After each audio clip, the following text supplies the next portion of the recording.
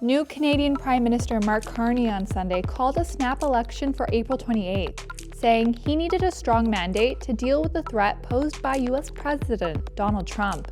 We are facing the most significant crisis of our lifetimes because of President Trump's unjustified trade actions and his threats to our sovereignty.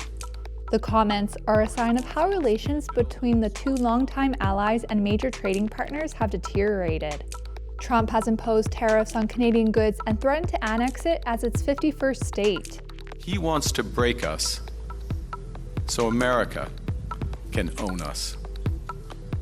We will not let that happen. We're over the shock of the betrayal, but we should never forget the lessons. The White House did not immediately respond to a request for comment on Carney's remarks. Carney, who was sworn in on March 14th, captured the Liberal leadership by persuading party members he was the best person to tackle Trump.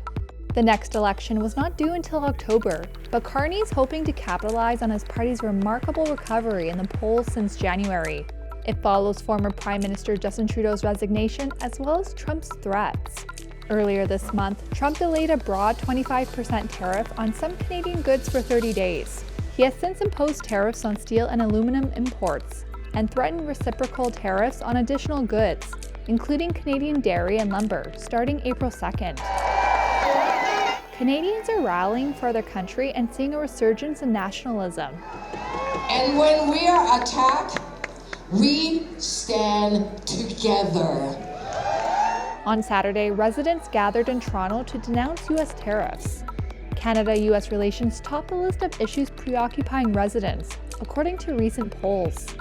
Carney, a former two-time central banker with no previous political or election campaign experience, now has 5 weeks to win over Canadians. On Sunday, Carney proposed cutting the lowest income tax bracket by 1 percentage point.